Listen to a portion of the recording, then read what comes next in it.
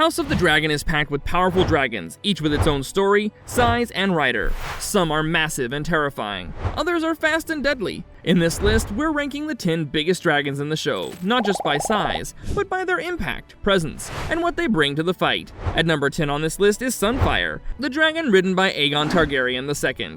Known as Sunfire the Golden, he had gold scales and pinkish wings, and was considered one of the most beautiful dragons. Aegon was proud to ride him, especially early on. But during the war, in the battle at Rook's Rest, things went downhill. Aegon flew Sunfire into a fight against Meis and Vaggar. It ended badly. Aegon was badly burned and injured, and Sunfire was seriously wounded. While Aegon survived, Sunfire's days were numbered. The show touches on Aegon's grief, showing how much the dragon meant to him. Sunfire wasn't just a weapon, he was a companion. His death had a real impact on Aegon, who was basically out of the fight after that. It also shows the toll the Dance of the Dragons took, not just on people, but on the dragons themselves. These creatures were powerful, yes, but not invincible. He's a Targaryen through and through. Proud, wounded, complicated. It's 150 feet long, has a wingspan of 180 feet, and stands 22 feet tall. At number 9, Seasmoke, originally ridden by Laenor Velaryon, and now bonded with Adam of Hull. Laenor faked his death in an earlier episode, which left Seasmoke riderless. Normally, dragons don't accept new riders unless the original one is truly dead, so fans have been speculating about how Adam managed to bond with him. House Velaryon has deep ties with both dragons and the sea, so if anyone could make it work, it's them. Adam is believed to be the illegitimate son of Corlys Velaryon, which adds some tension to the already chaotic political scene. In Targaryen circles, bloodlines and legitimacy matter, and by claiming Seasmoke, Adam is seen by many as having Targaryen blood.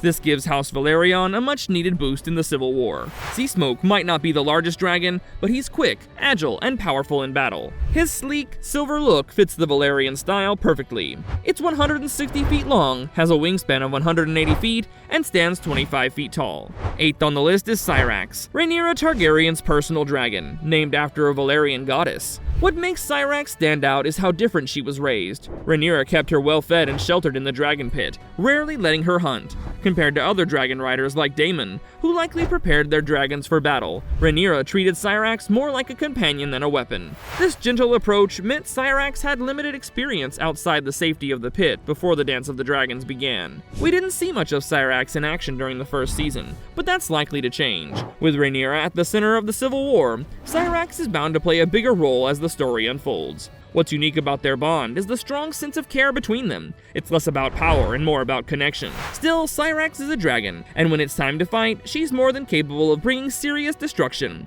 It'll be interesting to see how Rhaenyra's softer, more protective style influences Cyrax during the battles ahead. It's 165 feet long, has a wingspan of 190 feet, and stands 27 feet tall.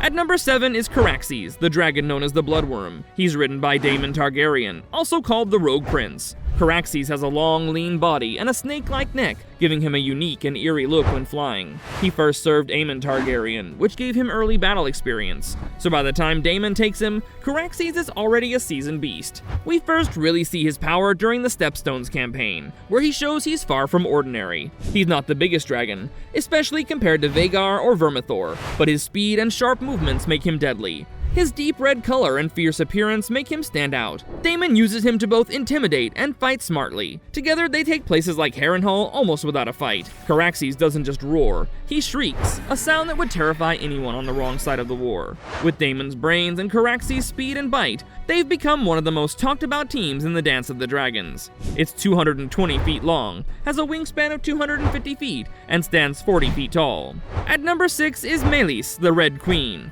She doesn't survive the events of the series, but she absolutely earns her place for the power and presence she once held. Known for her bright red scales and impressive speed, Meis was considered one of the fastest dragons in Westeros. That speed gave her riders a serious edge, whether in battle or retreat. Before Rhaenys Targaryen became her final rider, Meis was ridden by Alyssa Targaryen, mother of King Viserys I and Daemon Targaryen. Rhaenys and Meis had a close bond, and together they were a force to be reckoned with. One of the most intense scenes in House of the Dragon shows Meis facing off against Vaggar. It's a dramatic and tragic moment. Vaggar's size and age give her the upper hand, and Meis doesn't make it out. It's 260 feet long, has a wingspan of 300 feet, and stands 50 feet tall. At number 5 is Tacerion, known as the Blue Queen, because of her cobalt blue flames and scales. Written by Daeron Targaryen, the youngest son of Alicent and Viserys. While she hasn't had much focus so far, she's expected to show up once Daeron returns from Old Town. Tacerion is only about a third the size of Vaggar, but size isn't everything in battle. Her speed and agility can make a big difference, especially when paired with Daeron's youthful energy and boldness. Though she's often overshadowed by larger dragons, Tacerion shouldn't be underestimated. She's involved in key moments in the war, especially in the southern parts of Westeros. She may not dominate the skies, but used wisely, she's a real threat. When timing and placement matter most, a smaller but faster dragon like Tacerion could easily shift the outcome of smaller battles, and that's something both sides will be counting on. It's 270 feet long, has a wingspan of 320 feet, and stands 60 feet tall. Coming in at number 4 among the dragons is Silverwing. She was the dragon of Queen Alysanne Targaryen, sister and wife to Jaehaerys the Wise. Among the dragons, Silverwing stood out for being relatively friendly, though still powerful and dangerous. She was less aggressive than others in the Targaryen lineup, making her a bit more approachable, if that's even possible for a dragon. Later, Silverwing ends up on the side of the Blacks during the Targaryen Civil War. Her new rider, Ulf White, wasn't a noble or a Targaryen by blood. He was a commoner who managed to claim her through guts and determination. With the Blacks short on riders, Ulf became a surprising but valuable asset. His loyalty, though, remains a question mark. In a war like this, loyalties shift fast. What makes Silverwing interesting is how her behavior stands out from other dragons. House of the Dragon does a great job showing that not all dragons are alike. Silverwing is a strong flyer, less temperamental, and a little easier to handle, which is rare in Westeros. It's 400 feet long, has a wingspan of 420 feet, and stands 110 feet tall. At number 3, we now have Dreamfire. This is one of the more interesting dragons in the Targaryen world, partly because of a theory linking her to Daenerys Targaryen's dragon eggs. Some fans believe Dreamfire could be the ancestor or even the source of the eggs that hatched into Drogon, Rhaegal, and Viserion.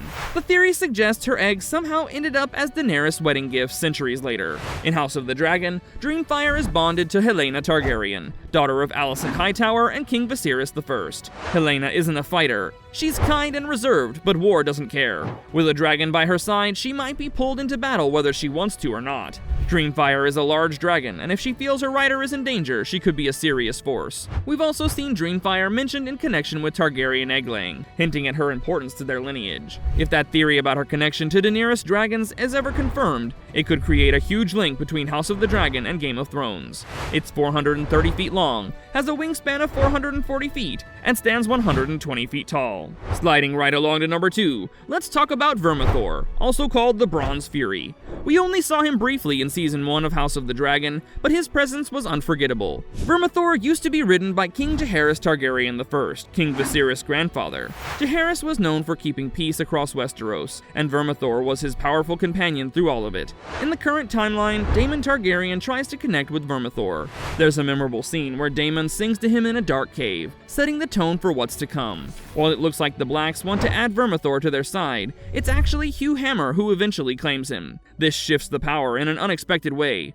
Vermathor is one of the largest dragons, second only to Vaggar, who fights for the Greens. With war looming, Vermathor will definitely be a force in the battles ahead. He's not just a dragon, he's a real game changer, and fans are excited to see what kind of destruction he brings next. It's 450 feet long, has a wingspan of 480 feet, and stands 125 feet tall. At number 1, we have Vaggar. She's massive, ancient, and powerful enough that people are terrified just hearing her name. Vaggar's story goes back to before Aegon's conquest. She was originally ridden by Queen Visenya Targaryen, one of Aegon's sisters, during the early days of the Targaryen rise to power. Over the years, she became known for her role in major battles, especially the Dance of the Dragons. Her experience in war is unmatched. No other living dragon has been through as much. Her name even comes from one of the old Valyrian gods, which adds to the ancient and powerful aura around her. Some of her riders over time included Prince Balon Targaryen, Lady Laena Velaryon, and eventually Prince Aemond One-Eye Targaryen.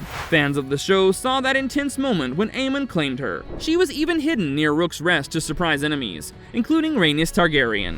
Vaggar isn't just big, she's smart, experienced, and deadly. It's 450 feet long, has a wingspan of 500 feet, and stands 130 feet tall. That's it for this video. If you want to watch another cool video, you can watch this one that's appearing on your screen. Click on it to see. Go ahead, click it.